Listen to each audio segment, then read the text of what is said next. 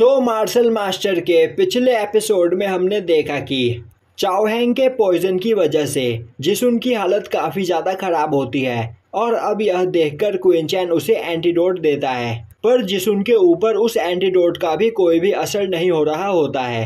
तभी क्वीन चैन उस ओर कुछ लोगों को आते हुए देखता है, जिन्हें देखते ही वह जिसुन को उठाकर एक झाड़ी में छिप जाता है।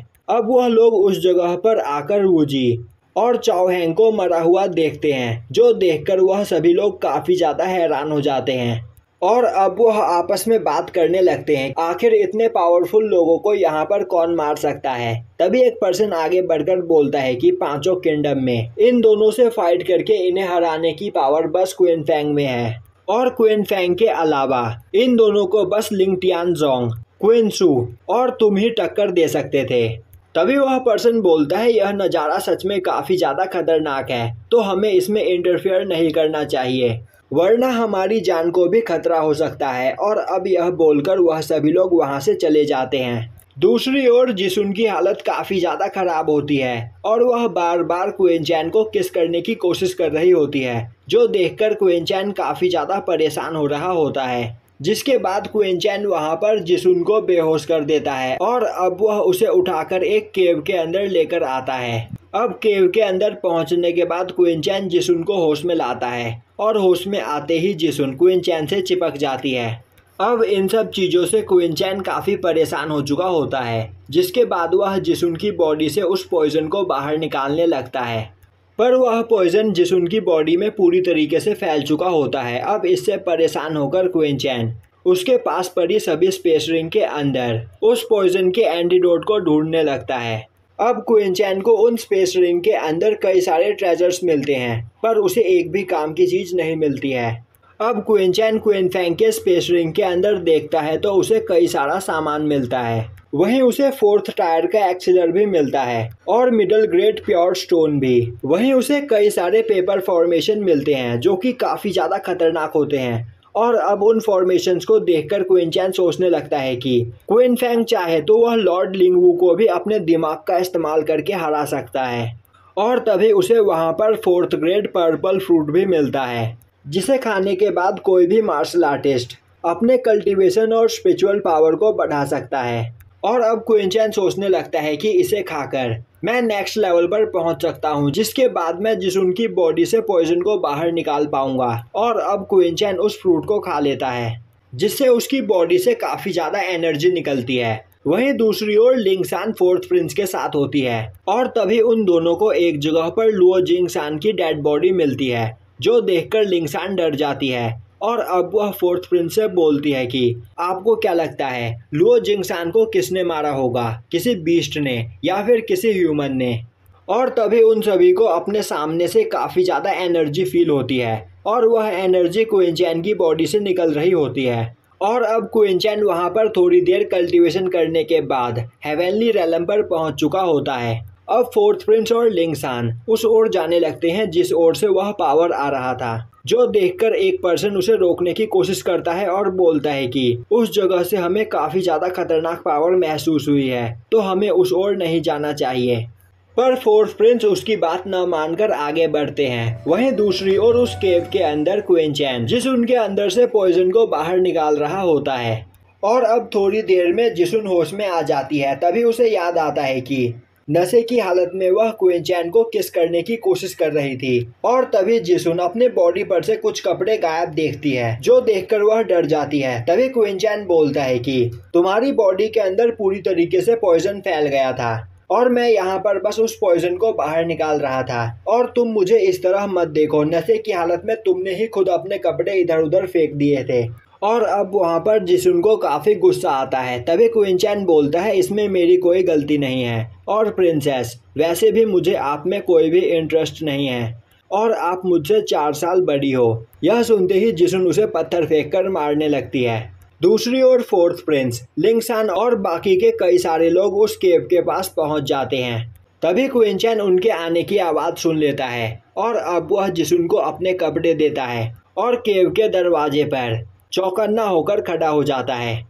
और तभी सभी लोग उस जगह पर पहुंच जाते हैं और अब वह क्वीन चैन और जिसुन को इस तरह देखकर काफ़ी ज़्यादा परेशान हो जाते हैं। और अब वहाँ पर मौजूद बाकी के सभी लोग क्वीन चैन और जिसुन के बारे में बातें बनाने लगते हैं। तभी फोर्थ प्रिंस गुस्से में उन सभी को चुप कर देता है और अब वह उन सभी को केव से बाहर जाकर इंतजार करने के लिए बोलता है।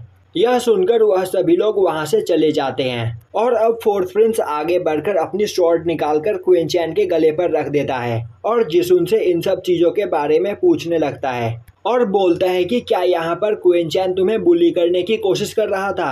तभी लिंगसान आगे बढ़कर फोर्थ प्रिंस को रोकती है और बोलती है कि वह क्वीन चैन को काफी अच्छी तरीके से जानती है, क्वीन चैन ऐसा कभी नहीं कर सकता है। तभी जिसुन फोर्थ प्रिंस को रोकती है और उसे सब कुछ बताती है और बोलती है कि क्वीन चैन बस उसे इस जगह पर हील करने की कोशिश कर रहा था।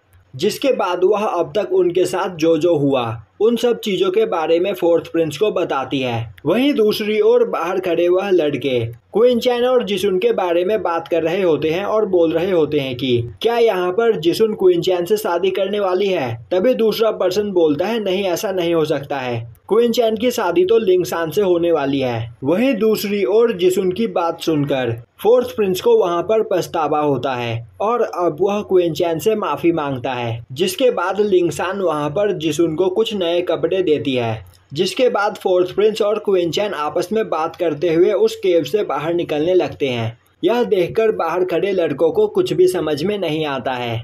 तभी वहां पर लिंगसान और जिसुन भी आ जाते हैं। जिसके बाद क्वीन चैन उन सभी को उस जगह पर लेकर जाता है जिस जगह पर उसकी फाइट वूजी और चाओ हैंग से हुई थी।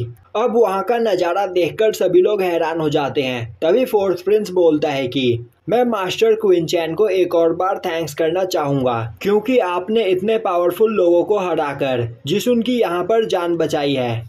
और अब फोर्थ प्रिंस वहां पर मौजूद सभी लड़कों से बोलते हैं कि यह बात यहाँ पर राज ही रहनी चाहिए वरना उनमें से कोई भी जिंदा नहीं बचेगा। जो सुनकर सभी लोग डर जाते हैं और बोलते हैं कि ना ही उन्होंने इस जगह पर कुछ देखा और ना ही कुछ सुना है। अब फोर्थ प्रिंस बोलता है इस जगह पर चाओ हैंग और वूजी मारे जा चुके हैं जो कि अपने किंगडम के सबसे पावरफुल पर्सन थे। तो अब वी किंगडम और गुसिंग फैक्शन को हारने से कोई भी नहीं बचा सकता है। तो अभी तक हमारे किंगडम के लोगों के साथ यह दोनों जो कर रहे थे अब वह करने की बारी हमारी है। हम एक एक पर्सन को चुन चुन कर मारेंगे। तभी जिसुन आगे बढ़ती है और बोलती है कि यह टेस्ट खत्म होने में बस एक दिन बाकी है तो पहले हमें यहाँ पर ब्लड क्रिस्टल कलेक्ट कर लेना चाहिए। क्वीन चैन बोलता है ब्लड क्रिस्टल के बारे में परेशान होने की कोई जरूरत नहीं और अब वह अपने स्पेस रिंग के अंदर से कई सारे ब्लड क्रिस्टल निकालता है और बोलता है कि यह सभी ब्लड क्रिस्टल उन सभी लोगों के हैं जिन्हें मैंने पहले मारा था। तो अब यह सभी हमारे हुए तो जिसको जितना चाहिए वह ले सकता है। यह सुनते ही सभी लोग आगे आकर उसमें से ब्लड क्रिस्टल उठाने लगते हैं। अब वहां पर शाम हो जाती है। वहीं बाहर खड़ा वी किंगडम का पर्सन लॉर्ड लिंगवू की बेइज्जती कर रहा होता है और बोल रहा होता है कि आज के दिन में तुम्हारे 70 स्टूडेंट्स एलिमिनेट हुए हैं तो तुम्हें हारते हुए कैसा लग रहा है। और मेरे ख्याल से तुम्हारा इस साल का रिकॉर्ड पिछले साल के रिकॉर्ड से भी बुरा जाने वाला है। अब वहां पर कुछ और लोग एलिमिनेट होकर आ जाते हैं जिन्हें देखते ही वी किंगडम का पर्सन बोलता है लिंगवू जाकर देखो तुम्हारे स्टूडेंट्स आ गए हैं। तभी गुमिंग आगे जाकर देखता है तो वह वी किंगडम के डिसाइपल्स होते हैं जो कि काफ़ी ज़्यादा पावरफुल थे। यह देखकर सभी लोग काफ़ी ज़्यादा हैरान हो जाते हैं। तभी लॉर्ड लिंगवू बोलते हैं यूची चैंग क्या तुम्हें अपने डिसाइपल्स का चेहरा भी याद नहीं। तभी यूची चैंग बोलता है तुम्हें इतना खुश होने की कोई जरूरत नहीं, यह लोग सबसे कमजोर पर्सन होंगे जो इतनी जल्दी मरकर वापस आ गए और आज के दिन में वी किंगडम के बस 2 ही डिसाइपल एलिमिनेट हुए हैं। और तभी वहां पर वी किंगडम का एक और पर्सन एलिमिनेट हो जाता है जो देखकर लॉर्ड लिंगवू हंसने लगते हैं। तभी एल्डर लिंग बोलता है तुम्हें इतना खुश होने की कोई जरूरत नहीं क्योंकि आज के दिन बस 3 ही डिसाइपल एलिमिनेट हुए हैं जबकि तुम्हारे 70 से ज़्यादा। तभी लॉर्ड लिंगवू बोलते हैं तुम्हें हमारे बीच में बोलना छोड़कर अपने डिसाइपल्स पर ध्यान देना चाहिए। एल्डर लिंग बोलता है तुम्हें इस बारे में परेशान होने की कोई ज़रूरत नहीं क्योंकि मेरे गुसिंग फैक्शन के डिसाइपल्स तुम्हारे डिसाइपल्स की तरह कमज़ोर नहीं हैं और अभी तक मेरा एक भी डिसाइपल एलिमिनेट नहीं हुआ है। तभी उस जगह पर गुसिंग फैक्शन का एक डिसाइपल आ जाता है जो देखकर एल्डर लिंग काफ़ी ज़्यादा परेशान हो जाता है और अब वहाँ पर एक एक करके वी किंगडम और गुसिंग फैक्शन के डिसाइपल्स एलिमिनेट होकर वापस आने लगते हैं। अब दिखाया जाता है कि उस माउंटेन के अंदर फोर्थ प्रिंस और क्वीन चैन के टीम में 20 और लोग शामिल हो चुके होते हैं और वह सभी लोग मिलकर वी अंपायर और गूसिंग फैक्शन के लोगों को मार रहे होते हैं। तभी एक पर्सन फोर्थ प्रिंस से बोलता है, मास्टर अब हमें क्या करना चाहिए। तभी फोर्थ प्रिंस बोलता है, मास्टर क्वीन चैन हमें बताएंगे। और यहीं पर यह एपिसोड खत्म हो जाता है।